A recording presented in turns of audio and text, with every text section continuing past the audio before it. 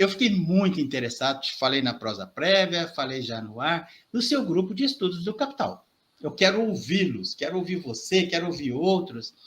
E eu queria saber se, na sua pesquisa e dentro desse grupo, vocês trabalham em um entrelaçamento entre a economia política do Marx e a ciência econômica de forma geral. Foi exatamente isso que você fez na tua pesquisa do doutorado? Como é que é isso? Olha, Teodato, tem diversas coisas aí.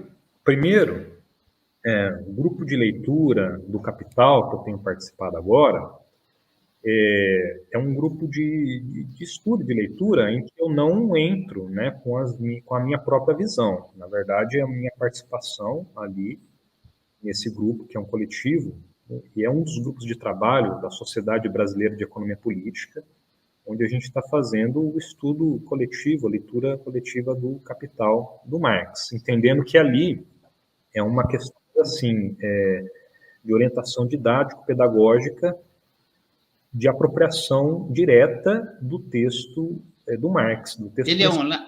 Desculpe, Tiago, desculpa te interromper. É online? Sim, a gente se encontra online, né? Qualquer um pode participar como ouvinte, se estiver interessado? A gente tem uma entrada, né, para participar do GT, porque a gente tem a CEP, a Sociedade Brasileira de Economia Política, associação científica, acadêmica, e ela tem diversos grupos de trabalho, cada um focando num aspecto, numa linha de pesquisa. O nosso grupo de trabalho, que se chama GT da CEP Pensamento Marxista, ele tem trabalhado mais nessa parte de formação científica, né, na obra do Marx. E por ali a gente acolhe, né, as pessoas interessadas em fazer esse estudo, né? Mas então, nesse trabalho, eu não entro com a minha tese, eu não participo colocando, assim, quais são as minhas contribuições. Então, eu separo bastante, né? As minhas contribuições estão aparecendo nos meus trabalhos publicados, na minha pesquisa do doutorado e também, né, nos artigos que eu tenho publicado, nas minhas aulas, nas minhas apresentações. E ali tem, sim, um esforço grande de buscar aprimorar e promover a comunicação entre a economia política marxista e a ciência econômica não marxista. Quer dizer, eu busco encontrar maneiras de promover o diálogo e a comunicação e o entendimento mútuo entre grupos de cientistas econômicos que usualmente viram a cara um para o outro, que não querem, né, se misturar. Eu acho que isso é uma deficiência, né, do desenvolvimento da ciência econômica em geral. Eu acho que a ciência, como um todo, ela tem um movimento de, vamos chamar de formação de sínteses ou de transpor barreiras que formam escolas de pensamento distintas, e isso tem que acontecer também na ciência econômica. E aí, como eu falei, a ciência econômica é dividida em muitas escolas de pensamento. Isso é característico dela. São poucas ocasiões na história do pensamento econômico em que você tem uma escola de pensamento que é, de fato, assim, agregadora a ponto de ser considerada a única escola em vigência. Nunca existiu um momento como esse, embora em alguns momentos a gente tenha uma escola que seja muito maior do que as outras, que ficam ali fazendo a crítica, sendo periféricas. Mas eu acho que o desenvolvimento da ciência requer um esforço de aglutinação, de agregação dessas diferentes escolas para a formação de um corpo teórico único. Eu sou muito, assim, monolítico na visão sobre a construção científica. Não acho que seja possível existir diferentes ciências econômicas ao mesmo tempo.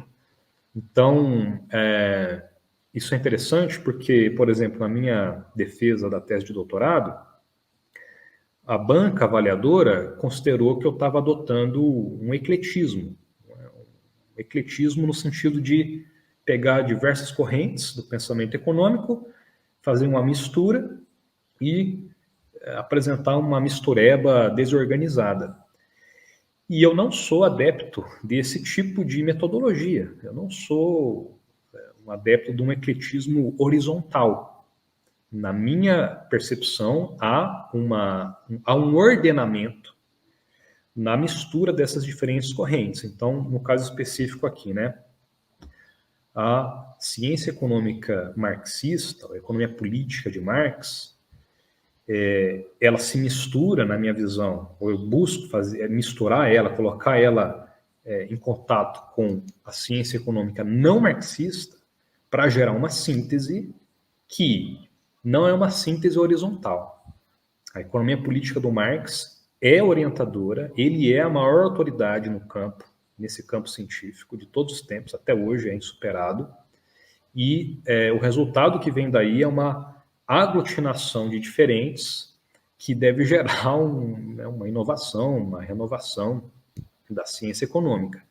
Então eu tenho feito esse esforço, tem diversos, né, trabalhos específicos nisso, e é um pouco, na verdade é bastante diferente, né?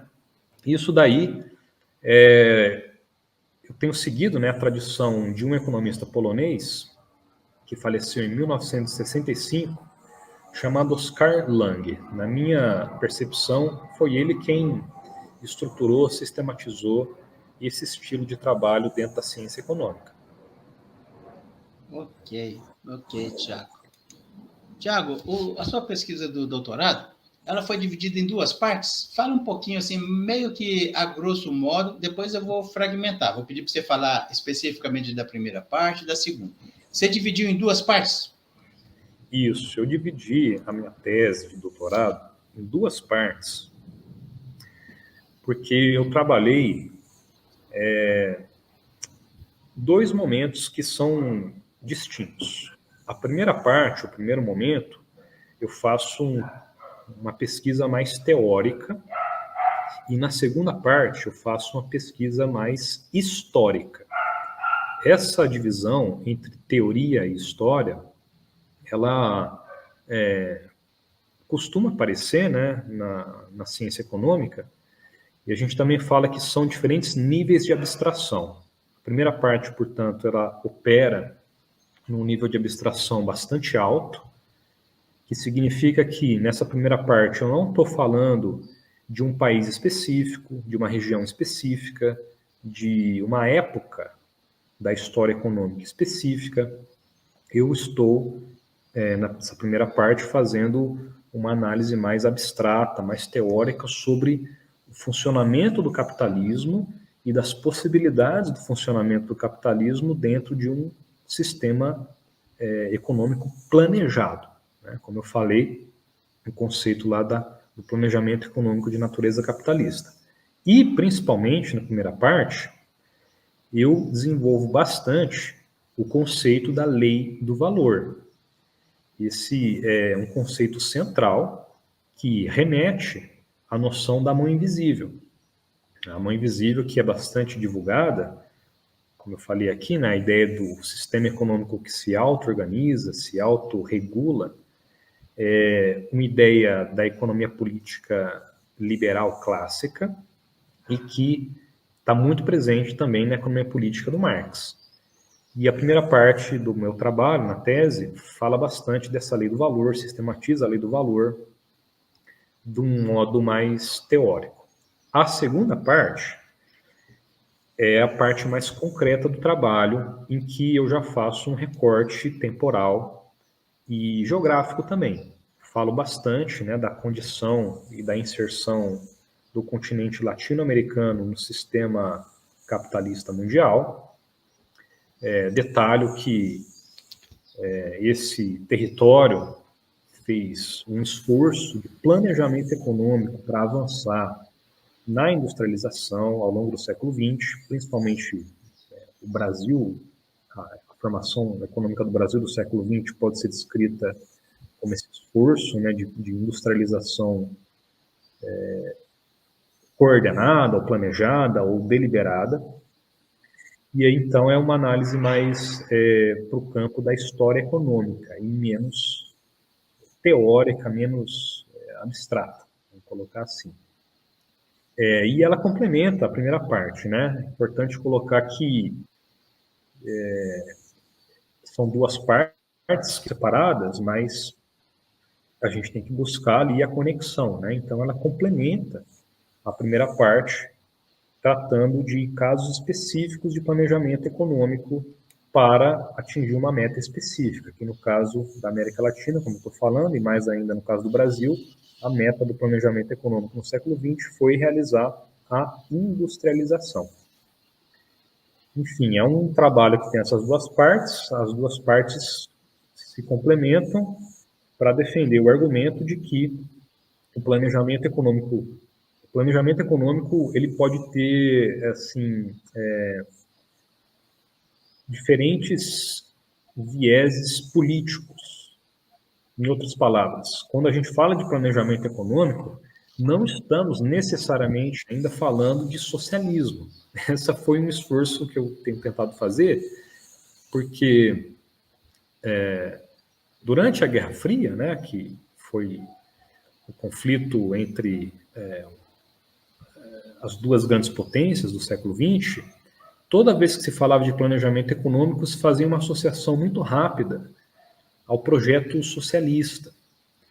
E aí eu tenho colocado essa noção de que quando a gente fala de planejamento econômico, ainda não estamos falando exatamente do socialismo, né? Mas sim estamos abrindo a possibilidade de falar sobre ele.